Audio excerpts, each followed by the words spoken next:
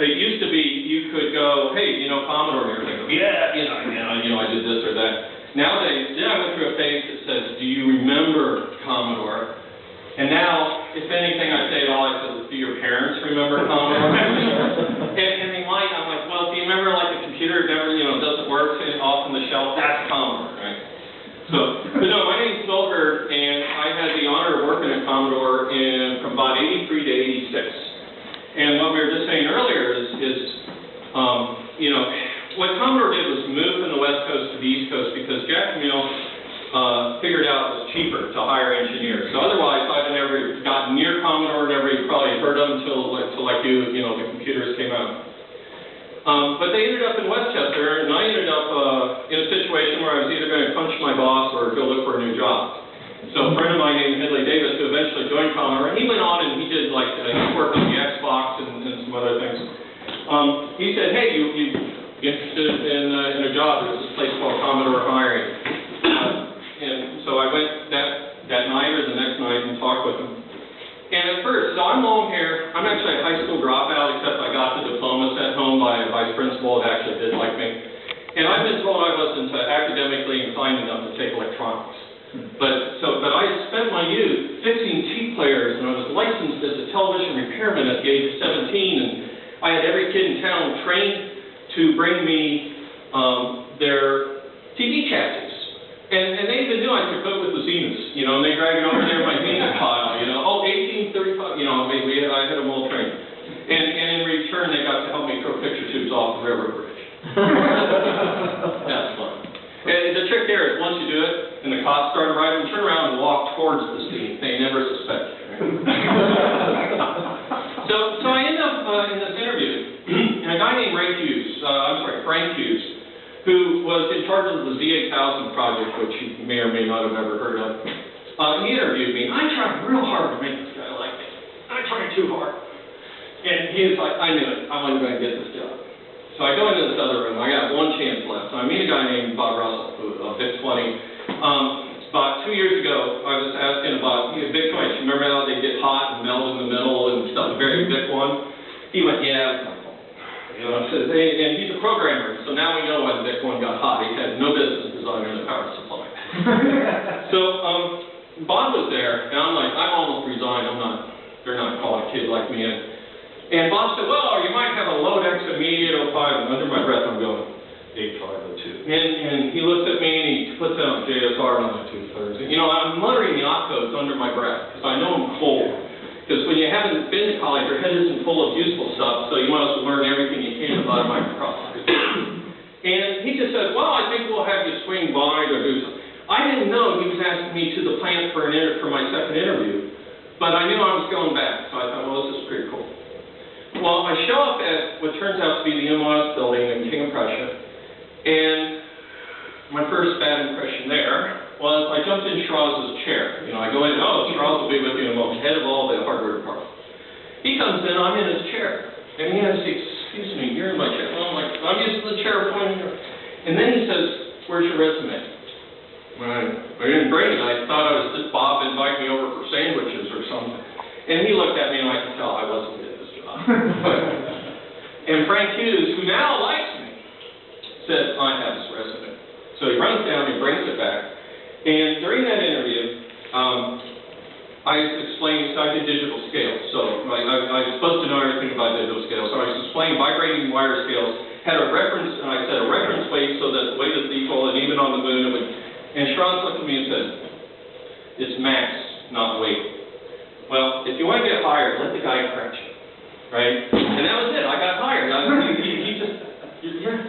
Well, I didn't know until I read Brian Bagnall's book that they didn't know what to do with me. In there it said I was hired as a technician.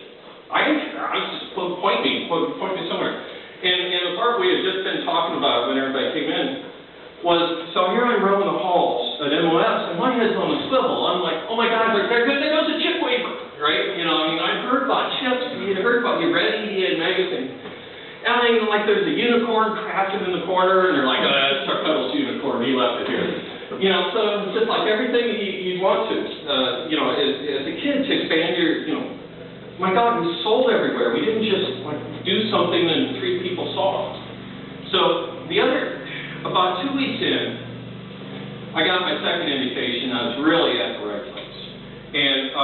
they were working on the TED chip. TED was the C16 and the +4 and all of those things.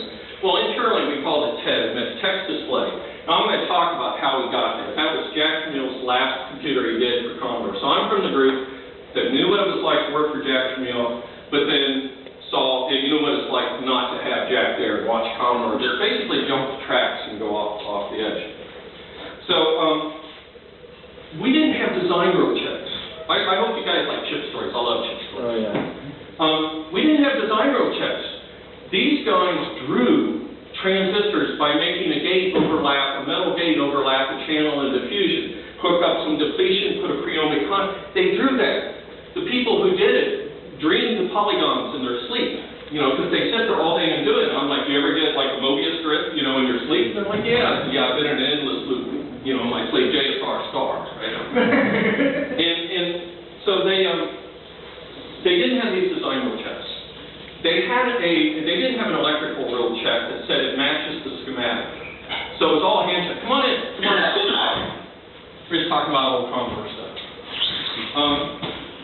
But they had a design rule check that said if the address line gets too close to the other address line in metal, picture the layers of a chip, if it gets too close, design rule error. If it crosses right over, that's fine. It's a nice clean short. So on the very first rev of the TED chip, A10, A9, A7, 10, and then 10 cut across the corner like this, so it's short across like 4 address lines. Bottom line is you couldn't write to the chip, but they weren't going to spin the chip, do another rev of it, without having tested anything, right? Because cost about $250,000 back then to do a rev. So what they did was, I'm in the chip lab, and I hear the guy go, turn on the light.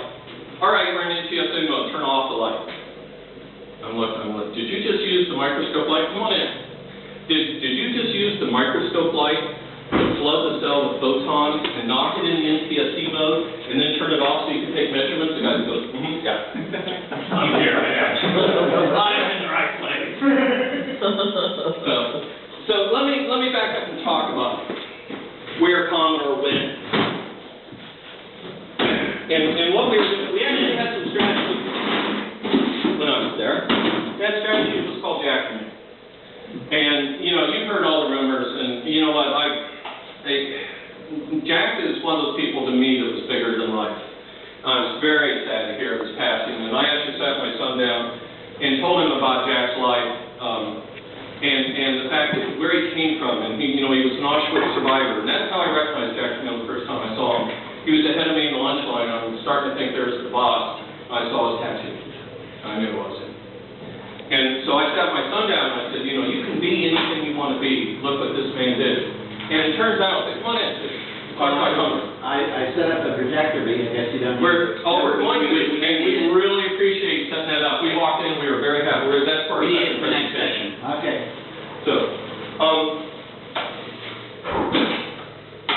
And the other thing I found out, there's actually a video of Jack and I talking from the 25th anniversary, and I did know some things about Jack. He had been a typewriter repairman in the Army in Fort Dix, New Jersey. Well, Fort Dix is a stone's throw from here, right?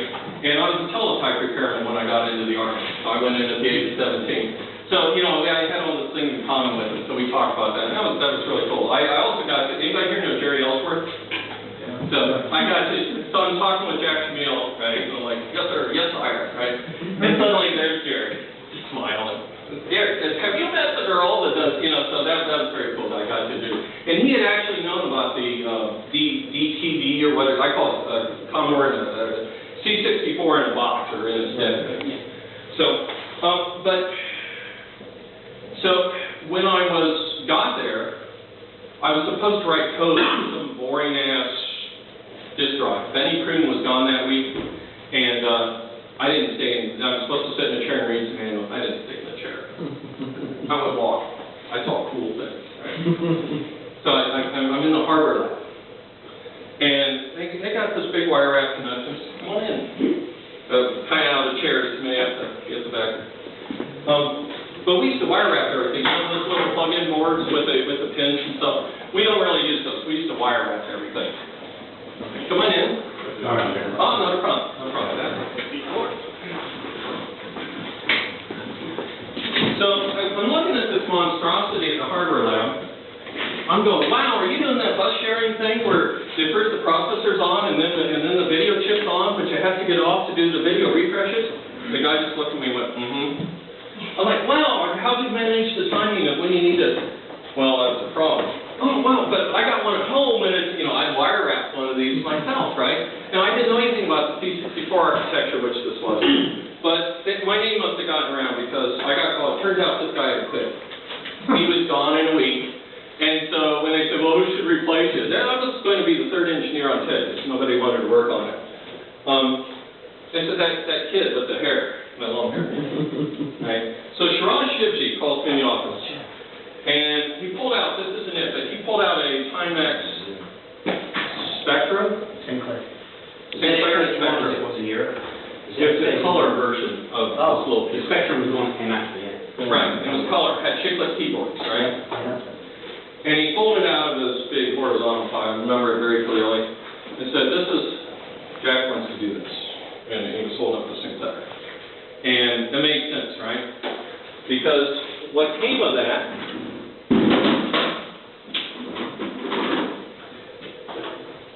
was this. Does that look like a Commodore 64? No, right?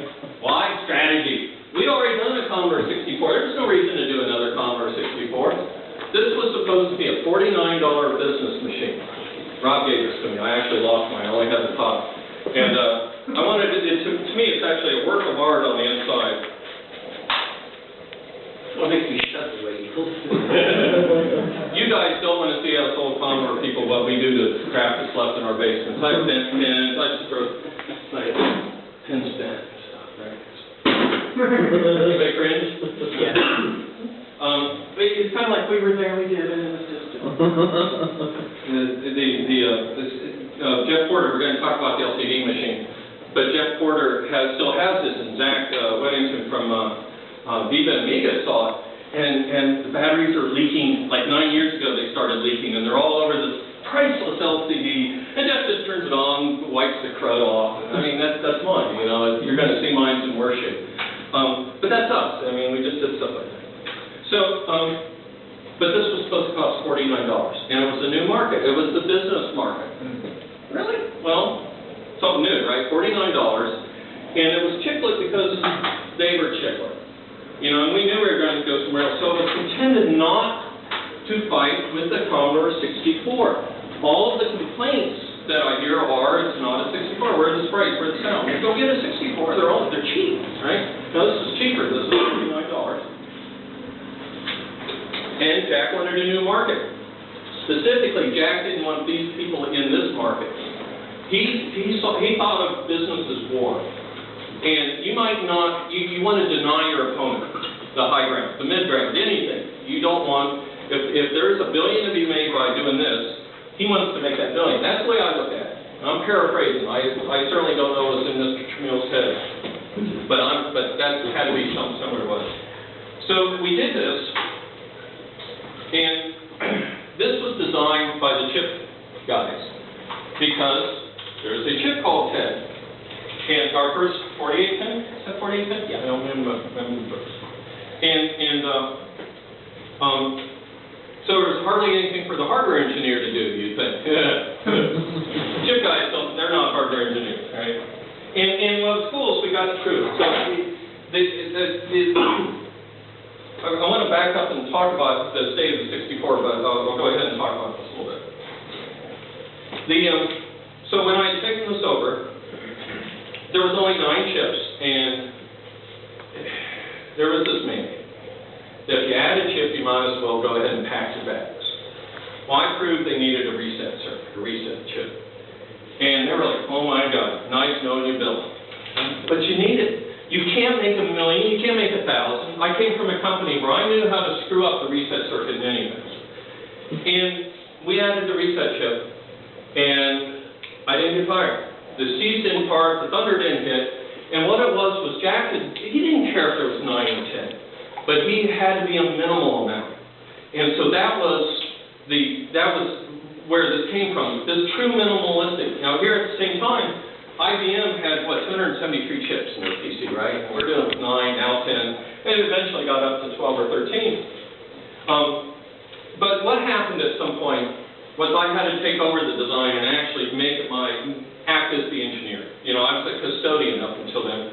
And the event that happened that made me step in and kind of like be the guy was two things happened. First, there were black dots all over the screen one day. Put the computer near the screen, more dots, take it away, let's start laughing. Because I know that to test a chip, you have to start the counter somewhere. You don't just turn on a bit chip and start testing it.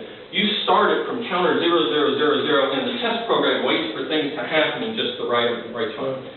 So that I figured that there was a test function in it. And I went around with my finger, because I'm an old television repairman, you know, and I found the pin that you touch the monitor with this hand and this pin with this hand, and it would freeze up. I walked in and said, you guys put a test pin, you tried to trip off like 8 volts or higher on this pin and put an embedded test function. They're like, yeah, how would you know? High impedance. I'm 30 volts when I touch it. So they had no idea about the real world high impedance. So the early test had 2 diodes just to keep that from going into test mode. So they're starting to go, well, okay, maybe there's the real world out there. Then the real world really started. This used to have the data lines go into it right out of the microprocessor. Well, you can't do that, right? I mean, I missed it. It looks good on schematic. Come on in. It looks great on the schematic for a minimalistic. The 8 lines leave. Leave the processor, go through the keyboard, come back in. I'm like, cool, what could be more condensed? Well, then you plug a joystick in. Now data 0 is running down this cord to a joystick, the data line of the processor. Put that joystick near a monitor. And it starts stuttering real bad. I said, wow, it's crashing the data bus. If it's going to crash the video, how come it won't crash the system itself? I bet it can. I put it real close and boom, the system goes down, right? So I'm sitting there looking at the schematic. Everybody's concerned. My boss is standing there, and I start laughing. So I see the data lines now. Now, I've been carrying the schematic around with me. There's no excuse, right? It's been in my arms, rolled up, and I start laughing. I said, data lines coming through this. He wasn't amused, my boss. I got threatened with my job twice, so I'm scared by him. This is number 1. And he said, fix it. Yeah, I ignored it, because I'm in the zone, I'm thinking. And he's like, do you hear me? I said, fix it. So I knew that I needed to buffer the lines, but we have a thing at Commodore, and that is we don't want to be beholden to anybody for the parts we need. We make our own parts. Anybody ever hear the Atari ROM story about ROMs for the old Atari Pong game and stuff? Guess where they got the ROMs from? MOS. Guess who owned MOS? Commodore. Guess who screwed them one Christmas? Commodore. We screwed them good. Oh, they're coming. They're coming. No, yeah, you don't have to go anywhere else. They're coming. Business is war. You ain't getting the ROMs. That's a true story. I'll tell you when it's urban legend. I'll tell you when it's a true story. I'll tell you when I'm making it up, which is most of the time. So I picked a chip that we did make called the 8529. Sent down to the basement for it, stuck it in. What I like about it, it's soft, right? Because if you push a bunch of keys together, nobody says you can't, right? That's the other thing. Chip designers would go, well, you're only supposed to press 1 or 2. No, right? You can press them all. See? So that chip won't short out when you do that. It's soft. It doesn't radiate like the FCC. This thing would be a radar beacon if I had the data lines. So my boss comes walking 2 hours later. I'm playing Wizard of War. And he's like, I thought I told you to fix it. I didn't answer that. I point. He gets mad. I point again. He still doesn't get it. Finally, with an eye roll, right? We did that back then. I showed him that I had a 25-foot cord put on the extension on the joystick. I had taken the case off the monitor, and I had wrapped the cord around that big scary yoke on the monitor, right in the high voltage section, and could still play Wizard of War. In other words, I fixed it. But I wasn't going to, I made him work for it, you know, it's like, and so that was when I took over, and I said, okay, we gotta make this so you can make these thousands, millions. So that's kind of when we went from 8 chips to, to the number here. So let me tell you a little bit about, so when I got to Commodore, do you guys call Revs big chips? Do you know what a Rev 7 is or a Rev 5? Do you remember the early Commodore 64? It's just to sparkle real bad. Yeah. No. Do you remember when it sparkled real bad? That's probably the same thing. That chip over here, that chip didn't work. The big chip doesn't work. The DRAM timings don't work. They sure get close enough to sell you a computer, especially before Christmas. And Commodore was known for, the engineers actually were not allowed down in production. The guards would come, take us away, and put us back. We weren't allowed to see what they were doing. And it's because some of the things they would do is there'd be a skid marked bad. And then later the skid would be gone. We shipped it. We lost the sign. Because if we got it to you in Christmas, under your Christmas tree, and you had to bring it back, we still got it to you under your tree. So that was our attitude at the time. So eventually we did have to fix the big chip and some of the problems. And they made a kind of a tiger team. These guys all got bonuses for doing this. To fix the big flicker. And one of the things they did was, the flicker was light blue on dark blue, if you remember the C64 screen. Well, on any character cell that didn't have a character in it, they made it so it was dark blue on dark blue. Still flickering, you just can't see it.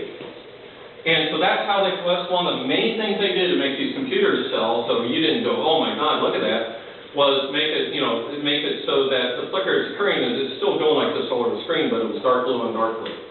So when I first got there, we had just come up with the Rev 7 big chip, which has a beryllium lead frame. If you like chips, I like chips. Which means we can get the heat out of the chip via the same bonding that the chip is glued to on the substrate, and even the wires and stuff help. Well, these things were in such hot demand because everybody who worked at Commodore had a 64 at home and it flickered, that I would go to lunch and come back and my prototype would be missing its big chip. By 3 o'clock, it'd be missing its big chip again. These guys are crafty. Well, I found even as a kid, I had a power. I could call downstairs. And I called downstairs, I said, send up a tube of R7s. And I put that tube on the desk next to the one I wanted to protect, and I put a sign that said, take one. And it worked. Everybody, after a while, they started staying, and so we saturated it. So that was my attitude. The test leads, Commodore, is like, when I got there, Commodore, when I first got there, partially because of the management, there was a lot of blame each other attitude. And so me as a kid that had nothing to lose, well, I never worried about losing my job. I worried about not getting the product done. So I wanted to break down those barriers of you can't have come on in.